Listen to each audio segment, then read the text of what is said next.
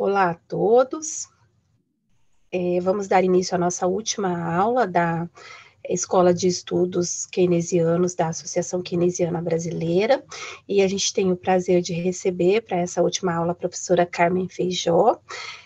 A professora Carmen, ela fez o seu doutorado na University College London, ela foi orientada pela Vitória Chique, ela é professora da Universidade Federal Fluminense, e é bolsista produtividade em pesquisa do CNPq. Além disso, ela já foi vice-presidente da AKB, né, na nossa gestão, eu a presidente, a Carmen a vice-presidente, e a aula dela é sobre o tema da financiarização, né? Carmen, você fica à vontade, né, para fazer a sua aula, e ao final a gente abre para os questionamentos. Bom. Então, obrigada, Eliane. Bom, e obrigada a KB também pelo convite de poder participar, né, de oferecer essa aula, e também, né, de assim, divulgar um pouco o nosso grupo de pesquisa lá na Federal Fluminense sobre financiarização. Então, grande parte do que eu vou falar é fruto dessa minha experiência, né, com esse grupo Financiarização e Desenvolvimento, e, inclusive, com muita satisfação, assim, nós tivemos já resultados, né, desse grupo, com defesa de doutorado, defesa de mestrado, entre ano passado e esse ano. Então, assim, eu também vou tomar emprestado muito das ideias, né, que a gente foi desenvolvendo junto com o trabalho dos alunos, né? Então, eu preparei uma apresentação, eu tenho uns slides, de repente eu posso compartilhar? Sim, eu tornei você co-anfitriã no evento, Tá e você pode compartilhar a sua apresentação. Então tá ótimo. Então já está aqui no slide, tá ótimo. Vocês estão vendo então, né? Sim. Que ótimo. Então tá certo. Tá. Bom, então eu escolhi para conversar com vocês, né, sobre financiarização periférica, né, porque nós estamos mais interessados em estudar o fenômeno da financiarização em economia de desenvolvimento, em particular na economia brasileira. E o tema, ele é um tema muito amplo, né? Então, eu escolhi, né, para dar destaque nessa questão de como esse processo de financiarização, no estudo de como esse processo de financiarização se manifesta nas economias periféricas, né, porque esse tema já é bastante debatido nas economias desenvolvidas, e a principal consequência, né, que eu vejo assim, é o fato de você limitar o espaço para políticas econômicas pró-desenvolvimento, políticas econômicas contracíclicas.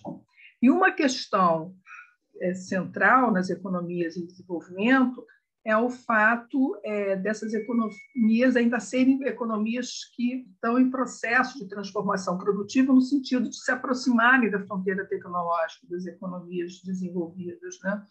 E, então, quer dizer, o problema macro, né, como eu entendo, das economias em desenvolvimento não só, né, como os livros textos de macroeconomia nos ensinam, a sustentação da demanda agregada, né, a suavização do ciclo, mas também, né, você ter espaço para pensar o longo prazo, né, pensar a mudança estrutural, transformação produtiva, né, o termo que a gente queira utilizar. Então, é por isso que é um desafio maior, né? E eu acho que então faz sentido, né, numa agenda macro de macroeconomistas heterodoxos, né? Então, a minha apresentação, eu vou então dar ênfase nessa questão dos limites do espaço de política. E eu vou iniciar discorrendo um pouco sobre o que nos leva, né, a essa subordinação internacional, e que é por aí que vem o processo de financiarização, que é os países, em geral, né, em desenvolvimento, adotarem uma estratégia de crescimento com poupança externa. É claro que essa estratégia ela vai variar em termos de assim, dosagem, né, de como se dá essa inserção internacional, mas, quer dizer, em grandes linhas, né, eu entendo que a financiarização da periferia ela se dá por essa inserção internacional num sistema financeiro internacional extremamente desigual, muito assimétrico, né, caracterizado pela hierarquia de moedas e tal. Então, eu vou iniciar discorrendo um pouco sobre isso. Tem 2 textos do Kregel que eu gosto muito, que eu acho que ajudam a arrumar as ideias do Arestes também. Então, eu vou começar por aí. E a minha ideia é mostrar como, né, esse tipo de inserção ele vai restringir o espaço de políticas macroeconômicas e, com isso, um resultado é que essas economias elas se tornam muito voláteis, né? Então, muita volatilidade no câmbio, muita volatilidade no produto, e, obviamente, isso compromete, né, essa perspectiva de um desenvolvimento econômico com mudança estrutural. Quer dizer, então, compromete o horizonte de investimento de longo prazo, né? E o Brasil, eu vou trazer alguns dados sobre a economia brasileira. É uma economia hoje estagnada, né? E eu acho que a financiarização ela tem avançado bastante, né? Principalmente de meados da década passada. A política de austeridade, para mim, ela representa, né? É sintoma desse avanço da financiarização. E, com isso, né, quais são as nossas alternativas? Essa pergunta não está no script aqui da apresentação, né? Mas a conclusão é que você pode gerar um ciclo, né, viciado, né, de baixo crescimento, produtividade estagnada, né, salários reais caindo, né, e uma regressão na estrutura produtiva. Acho que é bem o roteiro do que, né, pelo menos economistas heterodoxos têm visto em relação à economia brasileira, né? Bom, definir, né, essa é uma pergunta que sempre se coloca quando a gente começa a falar de financiarização. Mas o que é financiarização, né? Então, realmente é muito difícil definir financiarização. Eu lembro, né, que Keynes, já no último capítulo da Teoria Geral, ele propõe a eutanásia do rentista, porque, né, muito acuradamente, ele já tinha, né, visto, né, os efeitos negativos, né, sobre a produção, acumulação, do aumento do peso dos rentistas na economia. Numa economia monetária de produção, isso seria um resultado quase que inevitável, né? Então, por isso, né, ele já alertava, né, para a necessidade de eutanásia do rentista para evitar a estagnação da economia.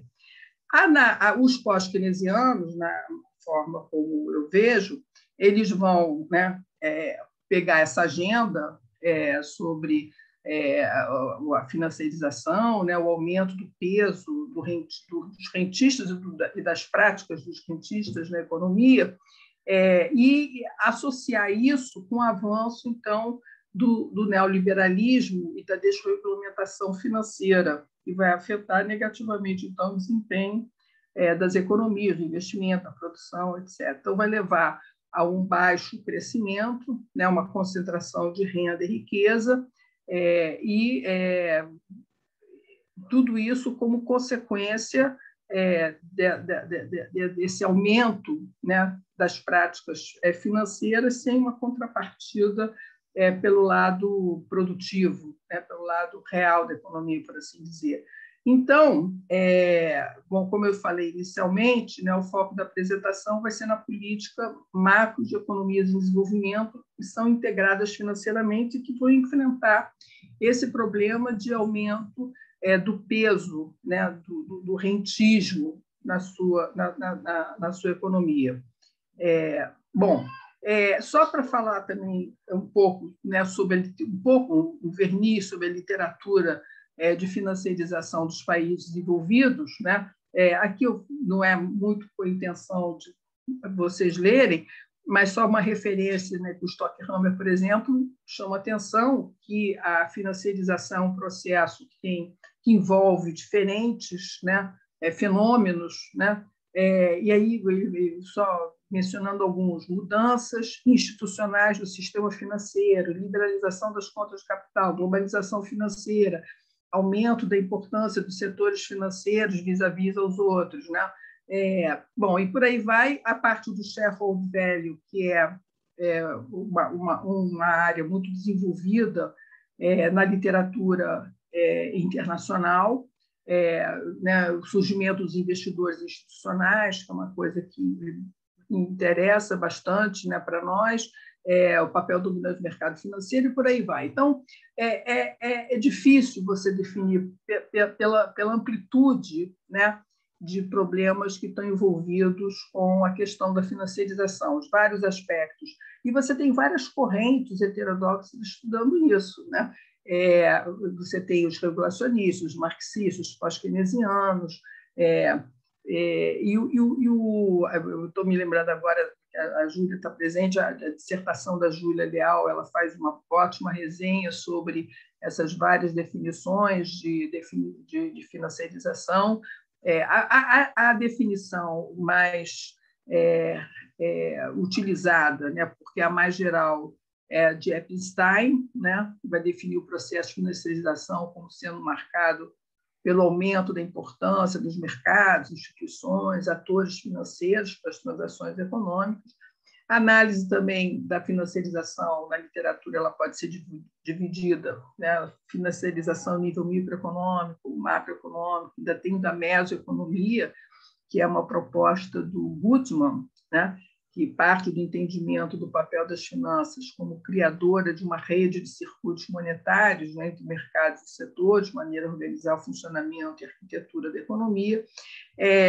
A questão climática também ela está entrando forte na macroeconomia. Eu vi que teve uma aula sobre isso, infelizmente eu não pude assistir, mas vou querer ver a gravação.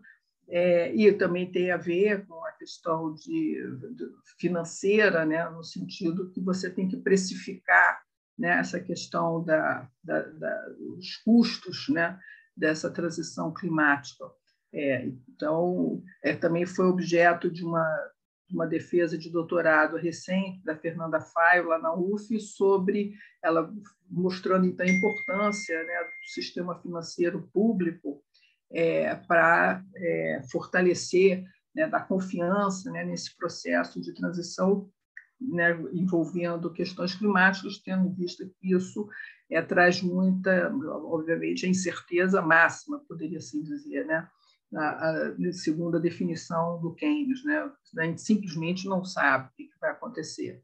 Há muitas dúvidas, né, no horizonte. Mas, enfim, a financiarização então, é um tema muito amplo, tem vários fenômenos, a financiarização do dia a dia, a Lena, a Denise, a Eliane trabalham muito bem essa questão da financiarização das coisas públicas, né, da política social.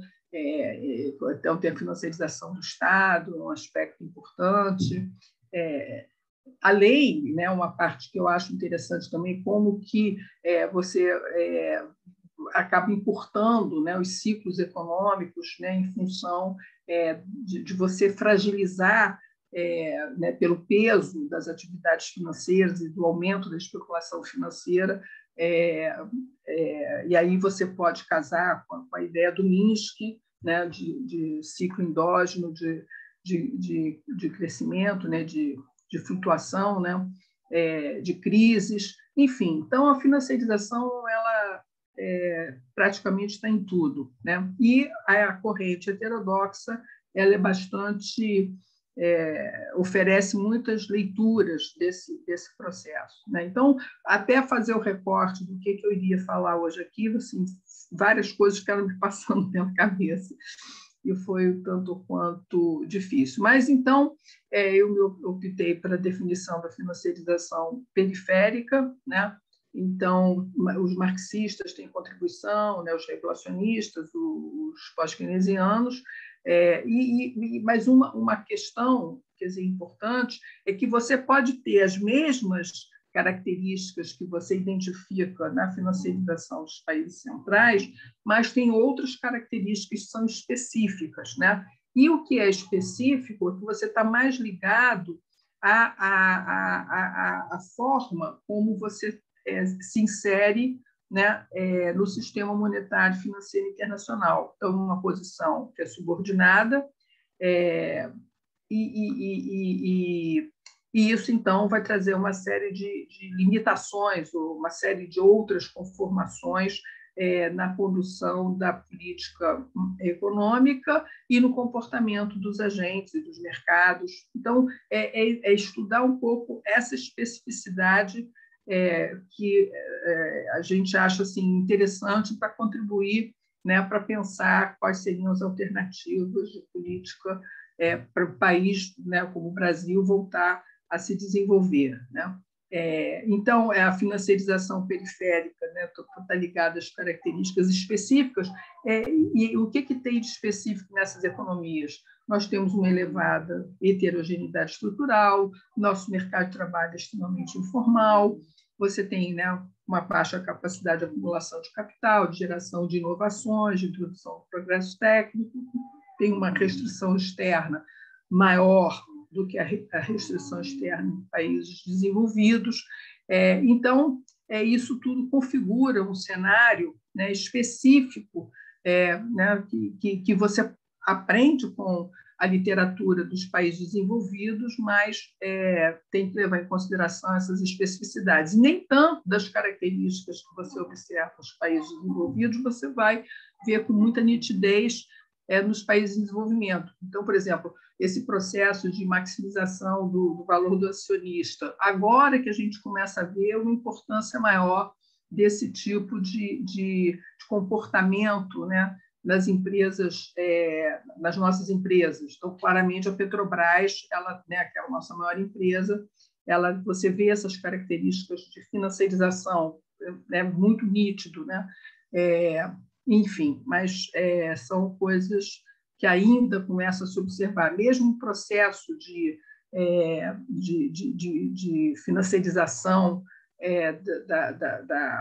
dos serviços públicos, né, das empresas que prestam serviços da produção de bens de uso coletivo, é algo que a gente vê que é mais recente, né?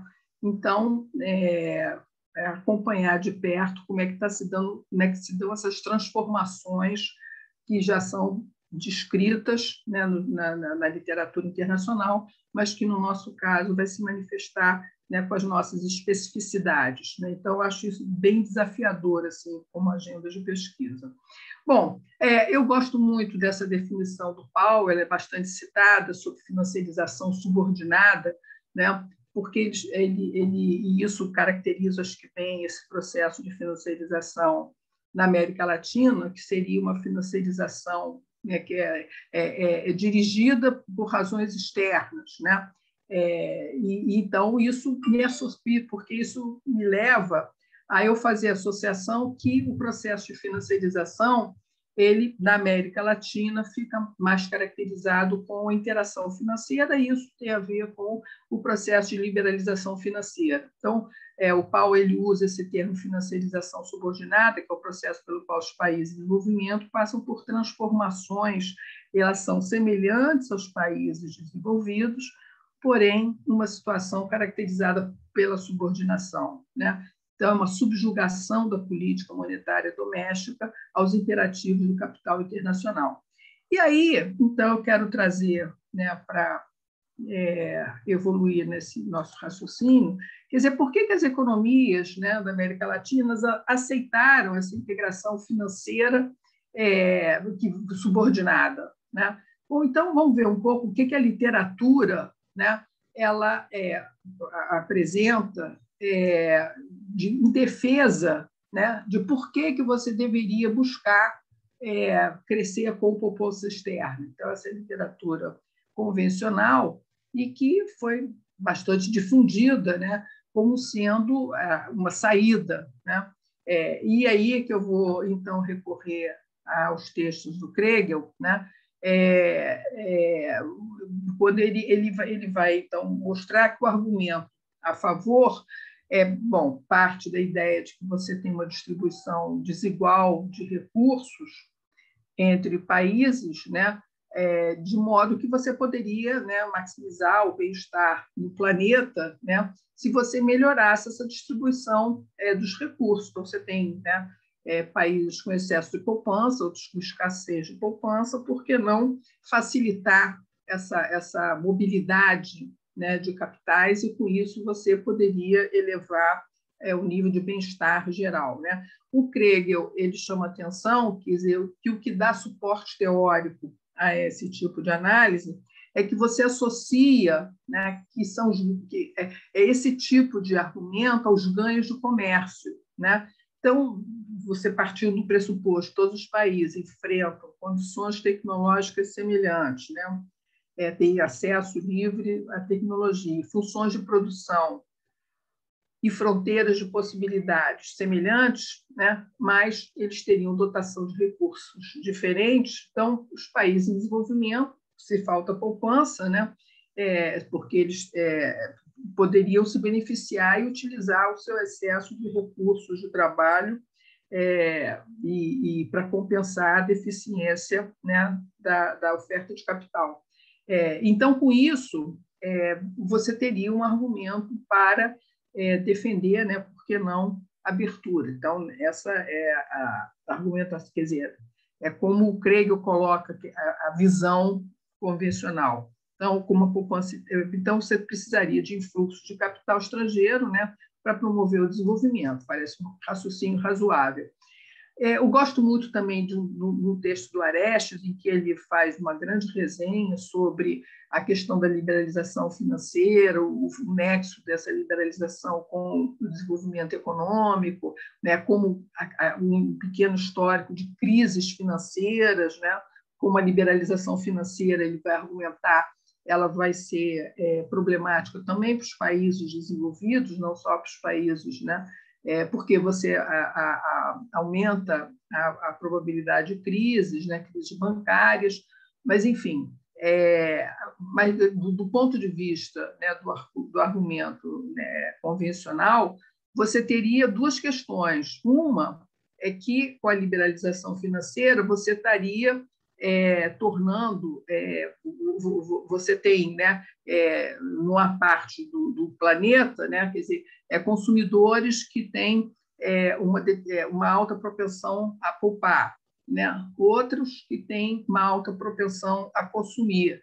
Então, porque você poderia alocar, né, intertemporalmente esses recursos, né, se você, então, disponibilizasse, né, para aquele grupo que privilegia mais o consumo futuro, né, o seu excesso de poupança para aqueles que têm preferência, né, por um consumo mais imediato, né? E com isso, então, e as instituições financeiras, né, isso aqui é a ideia da eficiência alocativa, elas seriam meros intermediários entre poupadores finais e tomadores de empréstimo. Então, elas teriam, né, o canal próprio para você fazer essa intermediação, né? Você transformar, fazer coincidir, né, que os planos de investimentos desejados, né, as despesas de consumo, pudessem ser atendidas, né, com esse excesso de recursos, né, disponíveis por aqueles que privilegiam mais o consumo futuro, né? Então, nesse caso, os movimentos de capital podem ser vistos como envolvendo, então, a troca de consumo por diferentes países ao longo do tempo. Então, países credores, né, estariam trocando o consumo atual por retornos futuros, os países devedores então, poderiam aumentar o seu consumo atual, o seu investimento, em troca de obrigações, né, que eles teriam que cumprir no futuro, né? E a ideia, então, subjacente a esse raciocínio é que se a poupança excedente de alguns países pode fluir livremente, né, para quem quer tomar empréstimo, então a poupança mundial, né, você poderia encontrar seus usos mais benéficos, toda a economia global estaria em melhor situação, né? Bom, então você acredita, né, que existe esse nexo entre crescimento e financiamento, né? E as referências aqui são bem conhecidas, né? O modelo Shor-McKinnon, acho que foi bem difundido, acho que aqui na nossa academia, que você então associa que o fraco desempenho dos países em desenvolvimento é porque você tinha restrições, né? A geração de poupança, né? Você teria teto para taxa de juros, elevados requisitos de reserva, restrições quantitativas de crédito. Então, você teria um mercado financeiro muito segmentado e tudo isso, então, justificaria abaixo nível de poupança, né? E racionamento de crédito. Então, a tese da liberalização financeira ela surge, quer dizer, como, né, uma decorrência natural dessa linha de raciocínio. Então, você deve liberar os mercados financeiros e liberar os mercados financeiros, né, para os países em desenvolvimento seria abrir sua conta capital financeira. Então, a ideia, né, de que o setor financeiro ele fornece serviços, né, um mero intermediário, e quando você, então, libera, né, os mercados financeiros, você vai ter uma alocação melhor do crédito, né? E com isso, então, uma taxa real de juros ela vai representar, né? Ela vai atingir o seu equilíbrio, que vai ser a eficiência marginal do capital, né? do investimento, aumentando. Quer dizer, se você libera, né? Você aumenta o fluxo de poupança, você vai, entre poupança e investimento, chegar numa taxa real de juros que chegaria a um nível de equilíbrio, né, para você, então, estimular o investimento. Então, sempre a ideia de que a poupança ela vai anteceder o investimento, todo o problema, né, de você ter um baixo desenvolvimento, né, do meu setor financeiro seria porque você tem uma baixa poupança, porque os juros não seriam, né, não incentivariam o suficiente a escolha, né, intertemporal, né, das famílias em relação ao consumo presente ou ao consumo futuro. Então, à medida que a taxa real de juros aumenta, né, a poupança e oferta real total de crédito que induz uma... Então, o aumento da taxa de juros iria aumentar a oferta de crédito, né, e com isso viabilizaria um volume maior de investimento. O crescimento econômico seria estimulado pelo investimento, né, e pelo aumento da produtividade. Então, mas essa linha de raciocínio, que está bastante documentada na literatura, ela encontra um problema empírico, que você não tem evidências, né, robustas de que a liberalização financeira ela tenha correspondido a um aumento de poupança. Você pode ter aumentado o crédito, né, famílias e empresas, mas isso não... O que você aumentou, na realidade, foi a poupança externa. E aqui, né, eu volto, então, ao Craig, eu acho que aqui é outro trabalho dele, onde ele lembra, né, que o Keynes, no Tratado sobre a Moeda, né, no capítulo 36, já teria chamado a atenção na autonomia da política, num capítulo com esse título, Autonomia da Política Nacional, que ele criticando, né, o padrão ouro, né? Então ele já observava que os países que, né, liberalizados dos fluxos financeiros, a política econômica ela teria um conflito, né, que seria inerente entre aquilo que você precisaria fazer para atrair os fluxos de capital internacional, né, no caso, para apoiar o padrão ouro, e as políticas destinadas a compensar o impacto do comportamento cíclico, né, das decisões de investimento doméstico sobre a economia. Quer dizer, então, você perdia a autonomia de política, né, na medida em que você entregava, né, parte, né, do funcionamento da sua economia a uma dinâmica, né, internacional que você não tem controle, né, ou teria baixo controle, e com isso, então, você estaria impondo restrições a políticas domésticas para incentivar o investimento. Então, o argumento do Krieger é que você poderia aplicar a discussão de Keynes, né, sobre o dilema de política dos países para atrair capital. Então, optou por crescer com poupança externa, você cria essa obrigação de atrair capital, mas isso vai gerar uma restrição à execução, né, da política econômica doméstica. Então, é isso que ele chama, né, o que ele chamava de espaço de política nacional, né? E é isso, então, que o Krieger traz para os países em desenvolvimento hoje, né, para desenhar sua política doméstica. E o Krieger ele vai argumentar que você teria um dilema, né? Então, essa é a maneira como ele elabora, quando você opta, né, por essa estrutura de absorção de poupança externa para acelerar o crescimento, que é você construir o que eles chamam de capital real e capital financeiro, né? Então,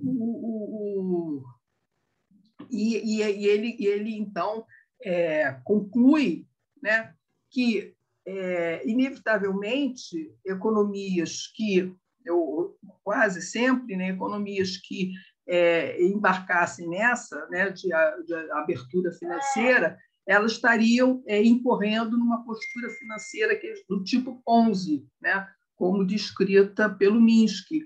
Isso porque, quer dizer, você teria que, ao absorver a poupança externa, você teria que ter a capacidade de gerar, quer dizer, ao fazer isso, você está absorvendo o que eles chamam de capital real e capital financeiro, mas teria que ser em volume suficiente para você atender ao serviço da dívida que você está incorrendo pelo fato de estar absorvendo poupança. Então, ele diz que você pode aplicar a Minsky no contexto internacional, né, um país que toma emprestado em moeda estrangeira, né, ele vai ter que cumprir os seus compromissos na moeda do credor, né?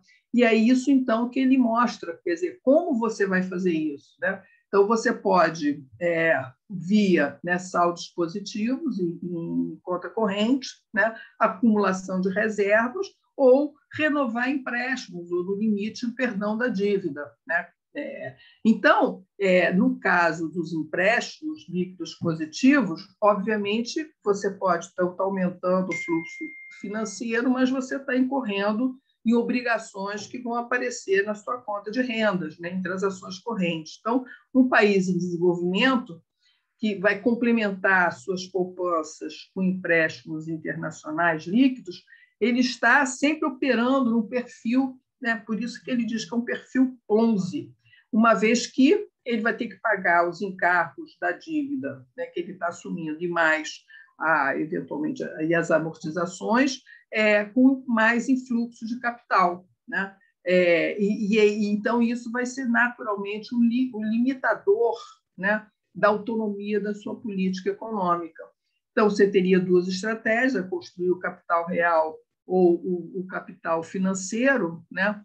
O capital real implica você obter recursos para transformar a sua pauta de exportações, né, e você aumentar suas exportações líquidas. Então, claramente, isso vai ter a ver com uma transformação produtiva, você vai evoluir, né, na sua estrutura produtiva para poder gerar bens de maior valor e, com isso, gerar saldos positivos. E aí ele então sintetiza a ideia, né, mostrando que nesse cenário, quer dizer, o que o país tomador ele tem que convencer os seus credores é o tempo necessário, né, para ele começar a gerar, né, os recursos, né, para poder ressarcir, né, dos compromissos assumidos, né? Então, ele teria que ter assim, eles teriam que ser pacientes, né, de que eles irão receber o seu dinheiro de volta. No caso de você construir capital financeiro, é diferente. A estratégia seria você ganhar confiança, né, dos credores de que eles devem continuar emprestando, porque você também vai ter, em algum momento, capacidade de... Né, você vai estar cumprindo com as suas obrigações. Só que gerar capital financeiro, você continuar aumentando os seus empréstimos, né? E então a estratégia ótima, nesse caso, é o emprestador influenciar, né, o seu prêmio de risco, para você influenciar a confiança do credor, né?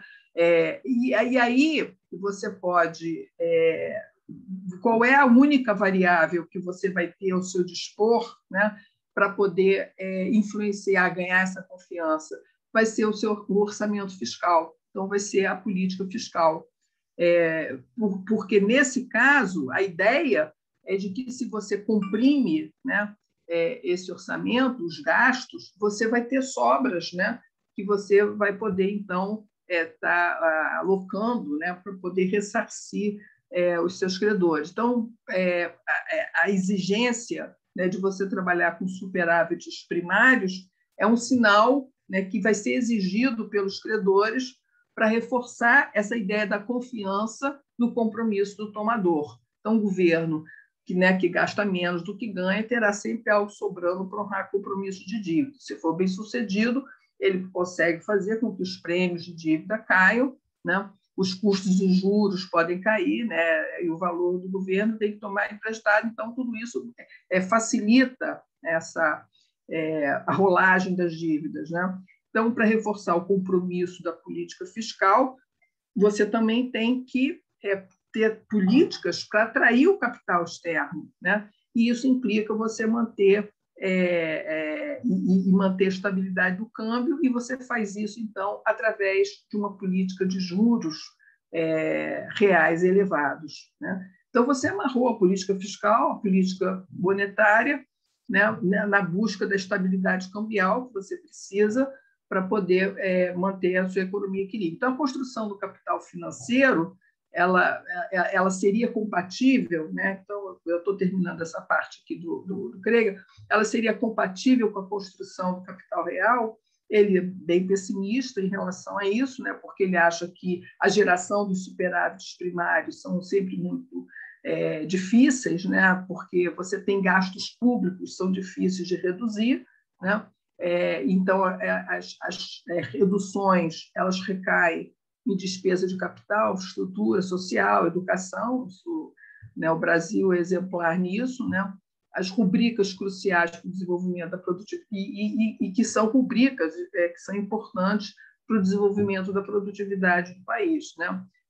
Altas taxas de juros também isso vai incentivar as empresas, né, a se financiarizarem, quer dizer, elas vão complementar as suas receitas operacionais de forma crescente com receita de ativos financeiros. Há estudos mostrando, né, isso no Brasil, que você, né, recentemente você tem mais ganhos com ativos financeiros do que com receita operacional. Tem dois mestrados lá na UF que mostram isso, do Eduardo e do Vinícius Centeno. Tem um impacto negativo sobre os empréstimos dos bancos, uma vez que os bancos eles podem optar, né, por investimentos de menor risco, seriam os títulos públicos, do que emprestar para as empresas. E na medida em que você trabalha com taxas de juros elevadas, obviamente, você está penalizando, né, aquelas atividades, né, onde o insumo juros é importante. Então, com isso, você tem uma inflação de custos, né, uma pressão de custos permanente por conta da alta taxa de juros, né? Então, o resultado disso é que você deve ter uma taxa de crescimento reduzida, e, à medida em que a economia cresce menos, ela se torna menos atrativa para o investidor internacional. Quer dizer, então, você acaba corroendo o seu capital financeiro, né? E possivelmente, né, como as pautas de exportação das economias em desenvolvimento, elas são compostas, né, por bens de menor valor agregado, então você também sofre maior volatilidade de preço e quantidade no comércio internacional. Então, tudo conspira, né, para você reduzir o seu crescimento e você criar mais amarras para fazer frente aos seus compromissos, né? Isso na expectativa de que essa absorção de poupança internacional iria beneficiar, né, iria alavancar o crescimento. Então, não é essa história que a gente pode contar, né, observando a trajetória dos países da América Latina. Então, a inserção subordinada, então essa ideia, né, de que porque quando você opta, né, por essa estratégia de crescimento poupança externa, na realidade você está se inserindo de uma forma subordinada e sujeito, então, ao ciclo financeiro que não depende, né, do dinamismo da sua economia, das suas necessidades ou dos seus fundamentos, tá certo? Você, como você está numa inserção subordinada, você está ao sabor, né, dos humores, né, do ciclo financeiro internacional. Então, com isso, a consequência é que você acaba gerando uma política macroeconômica que é pró-cíclica, né, em função porque você está respondendo a esses estímulos que vêm desse ciclo financeiro internacional, qual você não domina, né? Bom, então a liberalização financeira gerou, na realidade, mais instabilidade macroeconômica, o que é um desestímulo ao investimento, né? Você comprometer com recursos a longo prazo, você deveria ter cenários de maior estabilidade, né? E exatamente porque os fluxos de capitais estão sujeitos a flutuações que vão refletir essas ondas de otimismo e pessimismo dos mercados financeiros. Eles são procíclicos, né? Isso é uma característica que vai afetar todos os tipos de ativo, inclusive, hoje em dia, né, já se identifica também que os investimentos diretos, que sempre foram considerados mais estáveis, eles também estão muito sujeitos a essas flutuações cíclicas, né? Então, com isso, você limita a autonomia, né, dos países para executar políticas contracíclicas, né? Então, nem bem você, né, necessariamente você atrai capital paciente, né, como o Craig teria descrito, para você fazer a sua transformação produtiva, né, e com isso você aumentar a sua pauta de exportação, né, com bens de maior valor, e com isso conseguir mais facilmente gerar, né, os recursos para saldar os seus compromissos em moeda estrangeira, como a sua política macroeconômica ela é uma política procíclica, né? E essas avaliações procíclicas elas acabam contaminando, né, esses indicadores, né, de endividamento públicos e privados, né? Então, isso pode tornar totalmente insustentável as condições de financiamento externo e as economias elas se tornam muito suscetíveis, né, a variações no que acontece no cenário internacional. Então, a política monetária, né, ela não pode ser contracíclica, porque nos momentos de euforia financeira, externa, se você aumenta a sua taxa de juros, né, com a ideia de desaquecer a economia, ao contrário, você atrai mais capital, né? Com isso, você aumenta a liquidez doméstica e aprecia o câmbio, né? A política fiscal ela está sob constante pressão, né, dos mercados e instituições internacionais, né, que estão sempre induzindo a políticas de austeridade, e a política cambial, que é essa que vincula, né, a dinâmica macroeconômica externa e doméstica, você observa a capacidade de administrar a taxa de câmbio real está ligada a você manter algum grau de autonomia, que implicaria algum tipo de controle de capital, né? E isso também vai encontrar alguma resistência, né? Essa literatura sobre globalização financeira, ela é bastante discutida, por exemplo, pelo pessoal de Campinas, pela Nina Kaltenbrunner, pelo Juan Pablo Panceira, então eles vão, o Luiz Fernando de Paula, com a Daniela Prats e com a Bárbara Fritz, eles apresentaram recente um trabalho no FIND sobre isso, quer dizer, mostrar como que esses fluxos de capital, né, estão se transformando, né, com as economias cada vez mais integradas, o que isso significa para as economias domésticas, né? Então, a ideia, né, é que você pode estar induzindo os agentes nacionais e estrangeiros a se financiarem em moeda estrangeira, né, para investir em ativos nacionais, operação de carry trade, que o Pedro Rossi apresentou na tese dele de doutorado. Então, à medida que os fluxos de capital eles aumentam, né, você tem bolhas de ativo, porque tende a ter aumento de preço dos ativos, né? Você vai atrair capital estrangeiro, mas, ao mesmo tempo, essa situação, né, de você estar valorizando, apreciando o câmbio, você também está sujeito a paradas súbitas, né? Além de você estar fragilizando os balanços, né, das empresas. Então, isso é um cenário possível, né?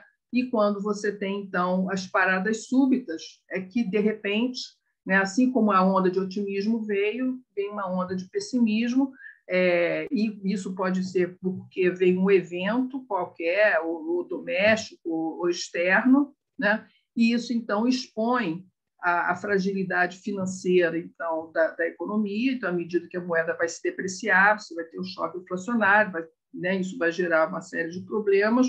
E, a nível internacional, a gente já ouviu também, né, essa história, né, que quando uma economia entra em crise, né, porque você tem uma parada súbita no fluxo de capitais, a justificativa, bom, gastaram além da conta, né?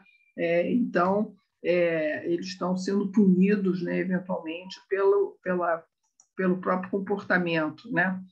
Isso tem a ver, então, com esse arranjo financeiro internacional que coloca as economias sem moeda conversível numa posição muito subordinada, né, muito inferior, né, na hierarquia, e com isso, não sei o que aconteceu aqui.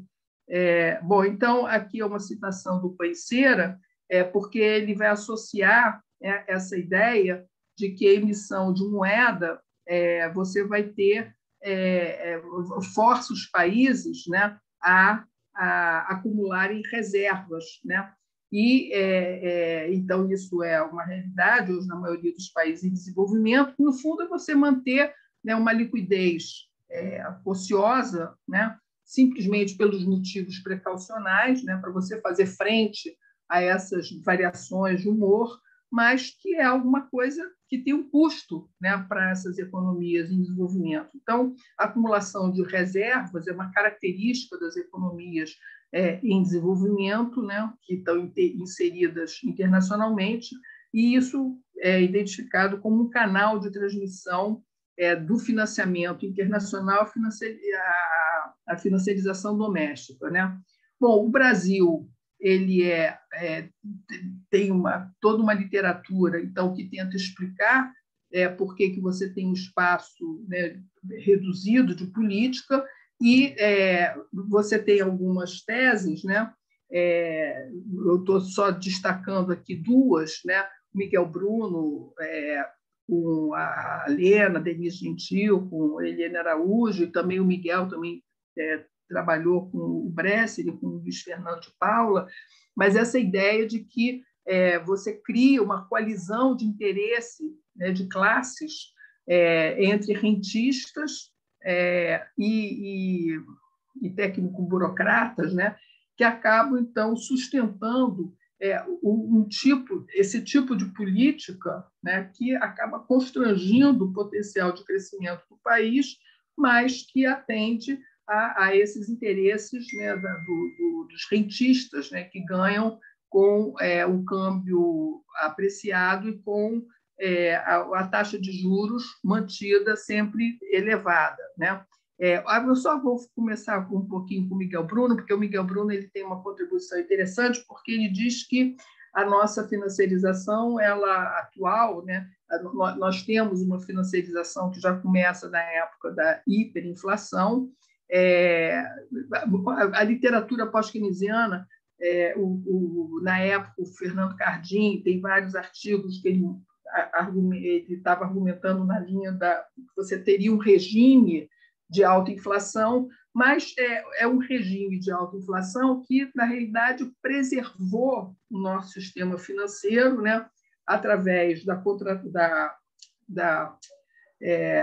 dos ativos que foram indexados, né, de indexação de contratos, né, inclusive indexação de ativos, mas isso, à luz do Miguel Bruno, ele identifica como sendo o início da nossa financiarização, que tem, então, um caráter muito particular, né?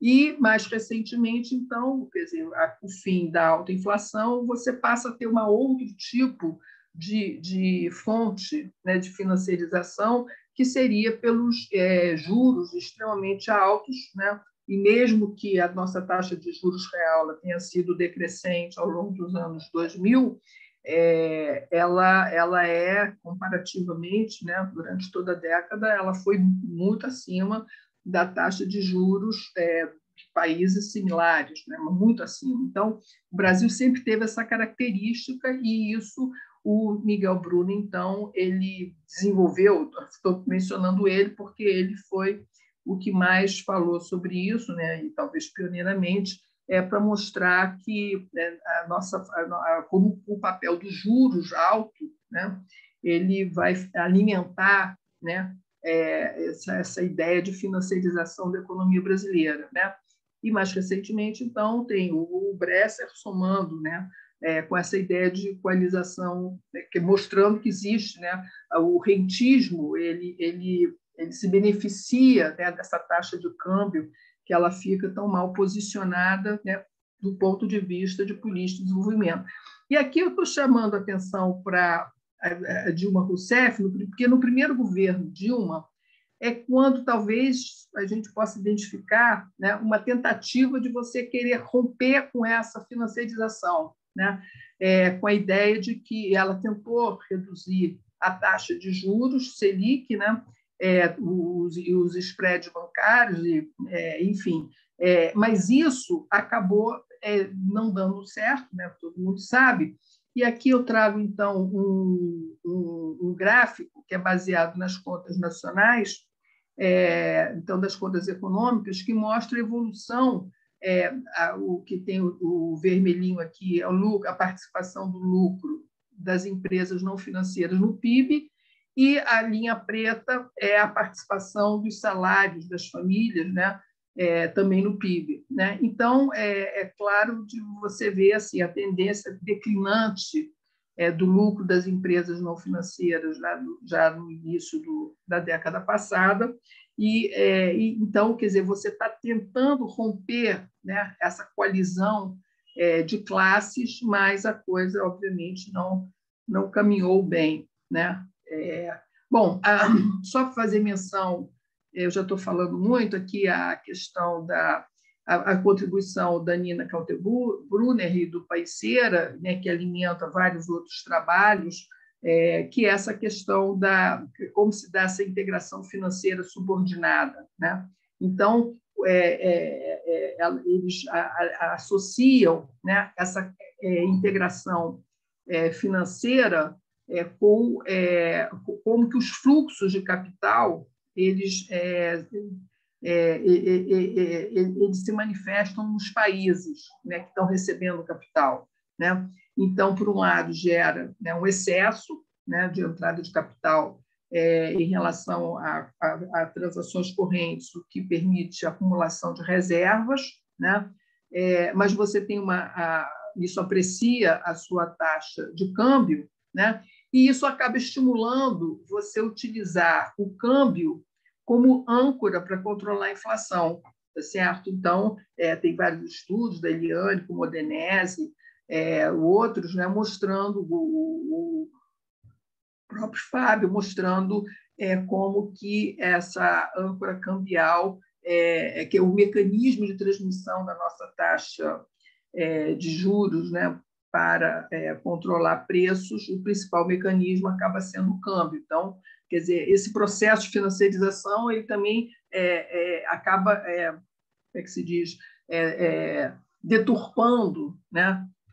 Por exemplo, ou tendo uma especificidade no nosso regime de metas de inflação, que é tornar o câmbio um mecanismo muito importante para o controle da inflação, pela tendência à apreciação que mostra em função dessa estratégia de absorção de capital externo. Os efeitos perversos, né? A gente já mencionou isso, né? Que os industriais eles tendem a se tornar rentistas, né? Então, consequentemente, a financiarização leva à expansão e o aumento da importância do setor financeiro na economia, que é uma característica, né, do processo de financiarização, em detrimento da economia real. Então, você está constantemente transferindo receitas da economia real para o setor financeiro, né? Então, o regime de financiarização dos ganhos de juros, né? Obviamente, outra consequência é a concentrar riqueza, né? Aumentar a desigualdade de renda e de riqueza. Aqui, novamente, só ilustrando com informação então das contas, eu estou tomando aqui emprestado a tese de doutorado da elaboração do Leandro Monteiro. O que ele fez foi calcular os saldos financeiros, né, do setor privado, e aí ele desagregou das empresas não financeiras, e nas famílias. Ele fez a média desses saldos em 2 períodos, tudo com proporção do PIB, tá? Então, 2000, 2008, 2009, 2017. Então, para você observar o aumento do peso, né, do setor das empresas financeiras no saldo financeiro do setor privado, quando você tem o investimento crescendo, né, que foi, né, nos anos 2000, você tinha um saldo das empresas financeiras razoável, né? As empresas não financeiras, por definição, são deficitárias, as famílias, por definição, são superavitárias, né? E as empresas financeiras estão cumprindo aqui o seu papel, né, possivelmente de intermediários, né, tendo em vista que você tem investimento positivo. Mas quando você tem queda do investimento, né, o que você observa é um aumento do peso desses saldos, né, e as empresas não financeiras altamente deficitárias. Certo? Ele tem já também tabulado a participação dos financiamentos para o setor público, por exemplo, né, como aumenta a participação da rubrica de títulos de dívida, né, também olhando por períodos específicos. Então, quer dizer, claramente a economia brasileira ela já vinha de um processo de financiarização, né, pelo fato de já ter esse longo histórico, né, de indexação de ativos, né, que pode ser lido como uma financiarização, mais ao período de altos juros, né, que acabam distorcendo toda a alocação de recursos dentro da economia, e agora e a partir então da recessão, principalmente 2014, 2015, você percebe que essas rubricas, né, que indicam financiarização, elas estão cada vez mais claras, né, de você. Então, você poderia estar entrando numa nova fase, né, do processo de financiarização. Então, resumindo, né, análise da financiarização, no caso do Brasil, tem sempre a questão dos elevados níveis das taxas de juros, né, como estando no cerne do fundo que faz essa coalizão rentista de interesses, né, e é isso, então, que acaba alimentando, né, essa estratégia de crescimento com poupança externa. Então, os fluxos de capital são procíclicos e voláteis, né? Isso é um fato. E, com isso, então, como as economias elas são dependentes desses fluxos, elas têm uma limitada autonomia de política, né? Porque o Banco Central ele acaba sendo sempre propenso a acomodar as mudanças dos fluxos de capital, né? Sempre usando o diferencial de juros, mas isso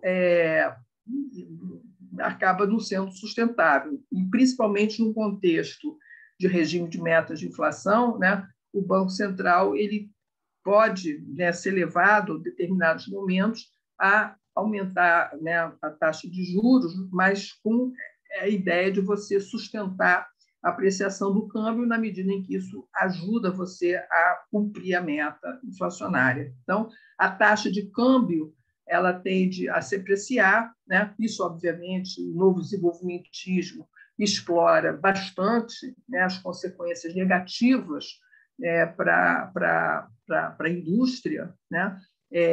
Mas isso, obviamente, não é sustentável. Vou mostrar aqui esse slide que eu acho que acho que em vários trabalhos com o André Nassif, com a Eliane, a gente utiliza para explicar, né, o diferencial de juros, né? Então, juros doméstico e internacional, ele é explicado por uma expectativa, né, de variação cambial e do risco do país, né? E aí o exercício é você imaginar, né, se as expectativas de inflação pelo regime de metas elas aumentam, você tende a aumentar a taxa de juros, né, para um problema doméstico, você aumenta esse diferencial, o problema é que isso tem um impacto sobre a expectativa de apreciação do câmbio. E na medida em que você aprecia a moeda, isso é positivo, né, porque você abaixa, você contribui para reduzir a inflação ou para manter a inflação sob controle, porém, né, persistentemente, né, então você acaba mantendo o déficit em conta corrente até quando, né, até o momento em que isso é percebido, né, como a gente já mencionou antes, como um problema pelos investidores internacionais e acaba levando a uma parada súbita. Então, aí uma consequência de uma depreciação acentuada, né? Quer dizer, você então pode sofrer um choque cambial ou por uma deterioração dos fundamentos ou devido a choques, né? Enfim, então isso aqui é um mecanismo já bastante conhecido, né? E aí, então, também a gente usa muito esse gráfico, né, de mostrar na linha contínua a gente tem a taxa de câmbio, né, o índice de taxa efetiva de câmbio, aqui está a linha do 100, e a linha pontilhada é a participação do déficit em conta corrente, né, do saldo em conta corrente em relação ao PIB, né? Então, para mostrar uma correlação entre você aumenta, né, como dizem o novo desenvolvimentismo, né, você associa a tendência à apreciação do câmbio a déficits em conta corrente, né? Então, que é uma consequência, né, de você crescer com poupança externa, da estratégia de você crescer com poupança externa. Então, você deve controlar, né, o percentual do seu déficit, né, mas, quer dizer, à luz, né, dos defensores de você absorver poupança externa, o déficit seria, desde que controlado, positivo, né? Porque seria o sinal de você estaria absorvendo os recursos externos necessários, escassos ao seu país, né? Perdão. Bom, Carmen, só um minutinho, eu não sei, Carmen, só um minutinho, desculpa interromper, eu não sei se você está se caminhando para o fim, porque a gente precisa encerrar por volta de 12:30, e a gente vai abrir para os questionamentos, aí eu não sei como que... não, eu estou bem no final. Vai bem então rápido ótimo. agora. Tá, vai bem rapidinho. Então, só mais alguns gráficos, um pouquinho, só para mostrar, né, que você tem, afeta a estrutura produtiva. Aqui, bom, a evolução, só para mostrar a ideia de que a gente tem uma desindustrialização forte, né? Então, aqui a linha pontilhada é a perda de participação do VA da indústria né, que todo mundo já sabe, a partir dos anos 90, né? Mas o que eu quero chamar a atenção é que, quando você compara a participação no emprego, você observa que a linha vermelha, que é o emprego da indústria, eu estou com duas informações, porque aqui começa em 50, mas aqui a tabelinha tem a informação mais atual. Então, o emprego na indústria está em torno de 10%, enquanto o valor adicionado, né, então, de 2000 a 2018, enquanto o valor adicionado da indústria tem caído. Então, é um sintoma, obviamente, que a nossa produtividade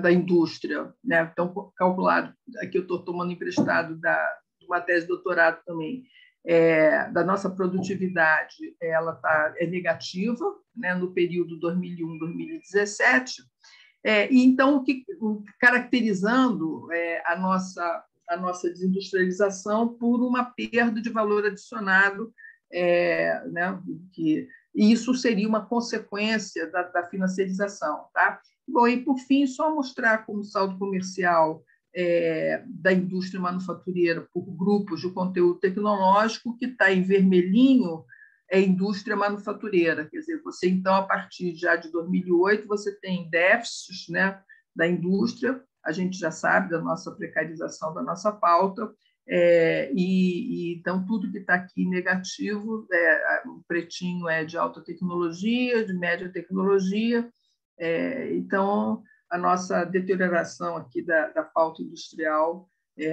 na exportação. Então, só o último slide, tá? O resumo.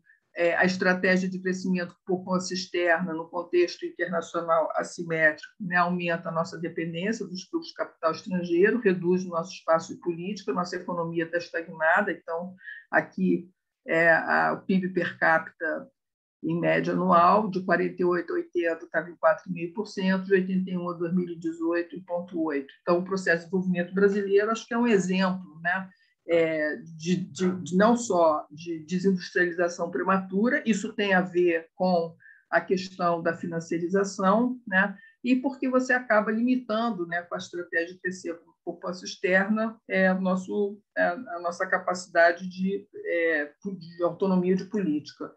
Então, aqui só fazer referência aos trabalhos de conclusão recentes, né, que nós tivemos lá na UF, né, então são participantes aqui do FIND, e aqui só para fazer propaganda do nosso boletim, né, o FIND também ele faz quadrimestralmente um boletim, tá certo? E aqui está o logozinho do nosso grupo. Então é isso, gente, obrigada. Stop sharing. Acabei, viu? Foi bem rapidinho agora. Ótimo, Carmen. Obrigada pela excelente apresentação. Acho que todo mundo conseguiu ter uma boa noção, porque você fez uma contextualização, apresentou os principais autores, né? Então, acho que a gente pode abrir para os questionamentos. Quem quiser fazer pergunta, pode passar aqui no chat, pode se pronunciar também, e a gente vai coordenando.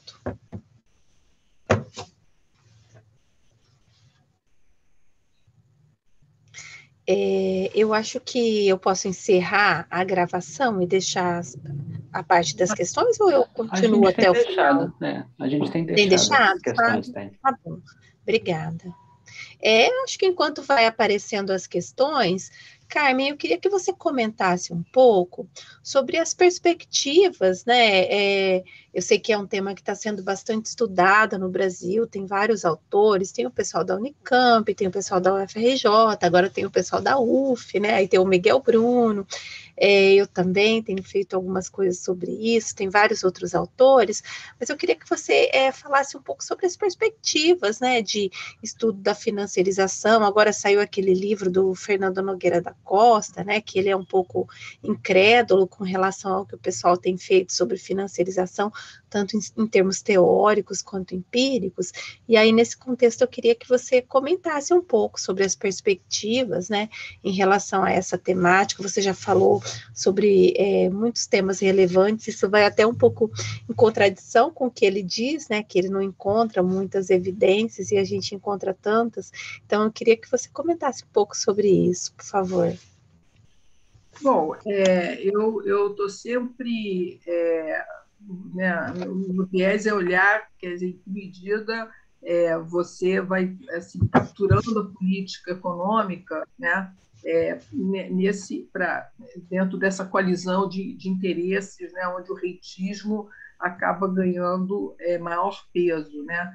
E eu acho que toda essa ênfase na política de austeridade ela assim, ela vai aprofundar mais ainda a questão da financiarização, porque você vai estimular, né, que você gere renda via especulação financeira, né, tendo em vista que a economia ela está perdendo dinamismo e a economia brasileira está perdendo capacidade assim, de crescer, né? Com o avanço da desindustrialização, o agronegócio vai puxar. Quer dizer, então, nesse vazio, alguma coisa vai entrar. E eu acho que vai ser a questão quer dizer, dessa especulação financeira, ela vai se exacerbar. Né? E isso vai ser fruto, eu acho, dessa política de austeridade. Por outro lado, você vai tentando diminuir o tamanho do Estado, né?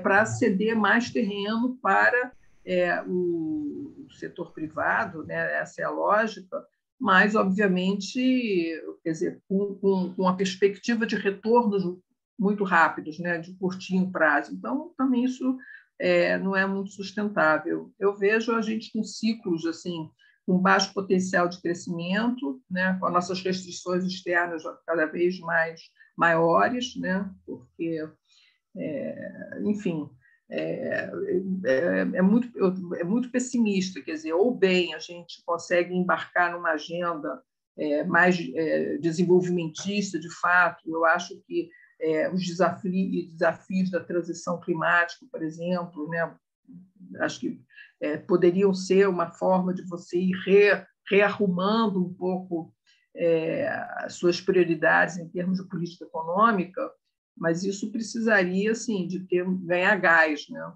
E eu não sei em que medida, quer dizer, hoje em dia está tudo muito, como é que se diz, turvo, tudo muito negativo ainda, né?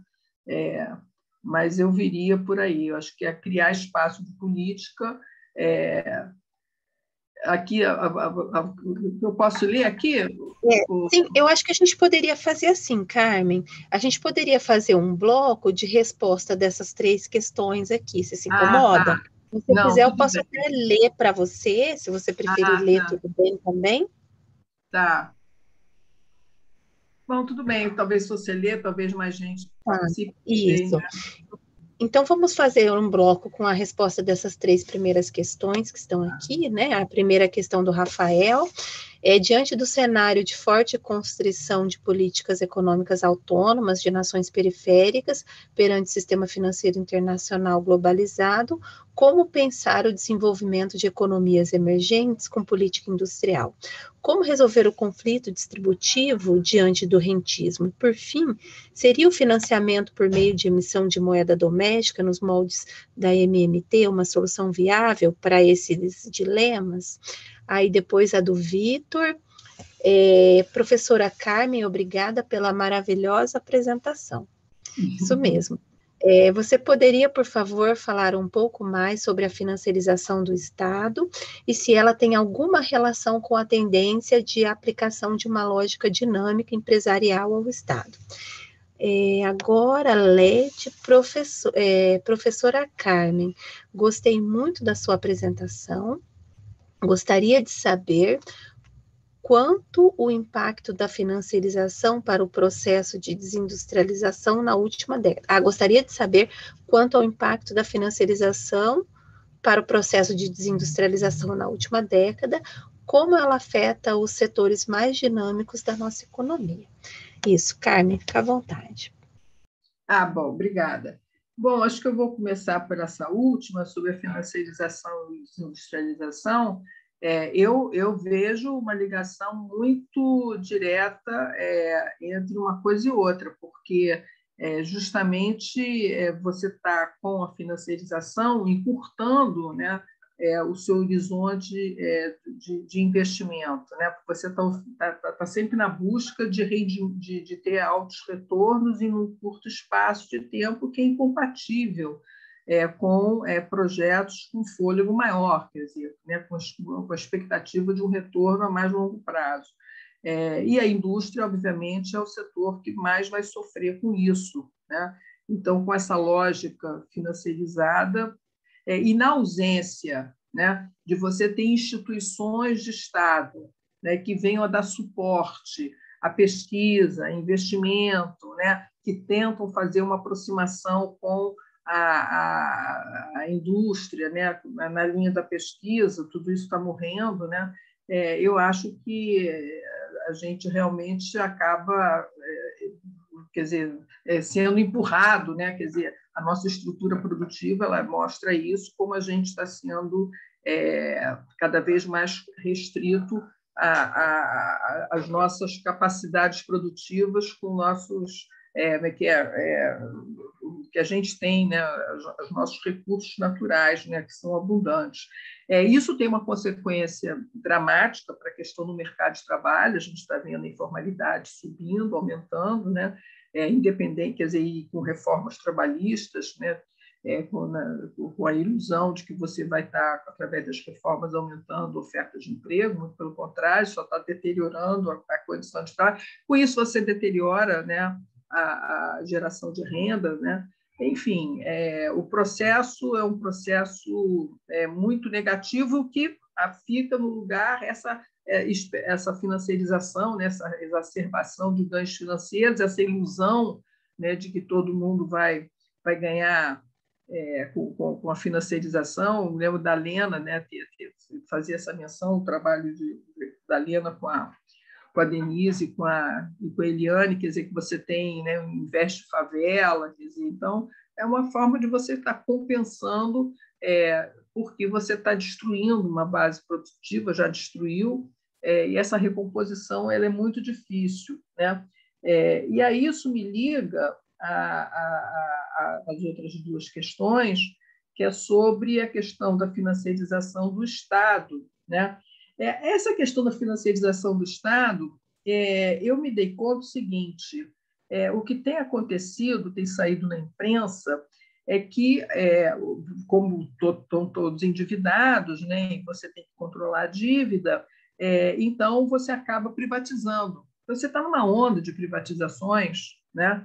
E isso faz parte dessa lógica da financiarização do Estado, né? Só que, no primeiro momento, essa financiarização, quer dizer, as privatizações, elas acabam também gerando muitos recursos, né? É um recurso que entra e nem sempre, né, você tem quem vai receber preparado para receber, o que é mais complicado ainda.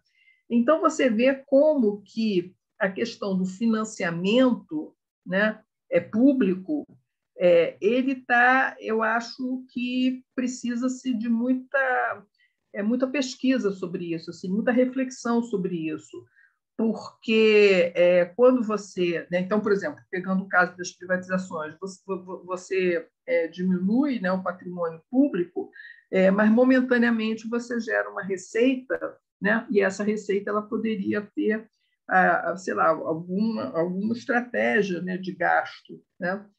Então, estava pensando, e recentemente eu participei do encontro de economia fluminense, e uma mesa era sobre os royalties de petróleo, a privatização da SEDAI, né? O que isso vai implicar em injeção de recursos para os municípios, né? Que vão receber, o que eles vão fazer. Então, se deu conta assim, que estão pouco preparados, né, para lidar com isso, né? Então, é um avanço da financiarização. Eu vejo que, sim, tem a lógica empresarial, né, na gestão do público, né? Mas eu acho que isso gera mais problema do que soluções, né? Mas, ao mesmo tempo, é necessário que a gente fique mais consciente também. Então, quer dizer, de como são decididas essas alocações de recursos, né? Quer dizer, se você recebe, como agora, nessa questão desses patrimônios, né, que estão sendo leiloados, né, privatizados, não seria o caso de você desenvolver toda uma literatura sobre fundos soberanos, né? Isso eu vejo que a gente tem pouco estudos aqui, né? E fundos subnacionais, não fundos internacionais, né? Poderiam ser também. Agora, eu vejo com muita satisfação essa discussão sobre a MMT. Eu acho que tem muita coisa interessante por aí. O Hotel da Resende tem trazido muita discussão interessante, e eu acho que alguma saída vai ter que ser através de você entender melhor como vai ser a gestão da política monetária e da política de endividamento público, né? Aí eu acho que essa é uma linha de pesquisa fascinante. Fábio Terra, eu acho que já tem bastante a ensinar sobre isso, e eu acho que a gente vai ter que ter, né, divulgar mais esse tipo de reflexão, porque para fugir, né, desse modelo que a gente está amarrado do tripé e só tem uma saída, que é o tripé. Eu acho que e o tripé agora somado com austeridade, né, com novas regras fiscais. Quer dizer, claramente essas amarras elas não vão nos levar a lugar nenhum, muito pelo contrário. Acho que cada vez mais a financiarização, a bolha de ativo e a ciclos, a probabilidade de crises financeiras mais frequência, né? Crises cambiais, obviamente corrupção também, né? Então, a gente vai de crise em crise, e se somar climático, então, estou vendo a Fernanda aqui, aí vai ser... então, eu vou terminar com a frase que a Fernanda adora, que eu adoro também: tem que ter uma nova convenção de desenvolvimento, entendeu? E eu acho que a saída é a saída da gente começar a abrir para esses temas novos, né? A transição climática, olhar de outra forma a questão da emissão monetária, financiamento público, né? E quanto mais a gente puder debater isso, né, mais ideias eu acho que a gente vai formando novas narrativas, né? E quem sabe um dia a gente vai ser ouvido, que é a nossa esperança. Tá bom. Então, gente, obrigada. Acho que a gente... Tá ótimo. Isso, eu acho que... obrigada, Carmen, pela excelente aula. Acho que a gente pode encerrar por aqui, né? Já é 12:30, Fábio. Acho que estamos dentro do nosso horário, né? Acho que se ninguém mais tiver questionamento, a gente pode parar por aqui. Então, Carmen, muito obrigada pela aula, foi excelente, aprendemos muito com você. Obrigada a todos que participaram desse evento, né? A gente está encerrando a escola agora e à tarde começam as atividades do encontro. Então, muito obrigada a todos que participaram. Houve aqui uma pergunta sobre o certificado. Quem precisar é só passar um e-mail para o e-mail da Associação Keynesiana e o certificado vai ser emitido, tá bom? Então, obrigada a todos, boa tarde, até o encontro logo mais. Obrigada, Carmen. Obrigado, Carmen. Tá, tchau. Obrigadão, pessoal. Tchau. Tchau, tchau. Pode parar a gravação, Eliane. Ótimo. Encerrar a reunião para todos? Não? Pode parar antes a gravação, que aí ele processa mais rápido, aí dá um interromper. Peraí. Onde que eu paro a gravação? Lá embaixo. Em cima da gravação. Lá em cima também.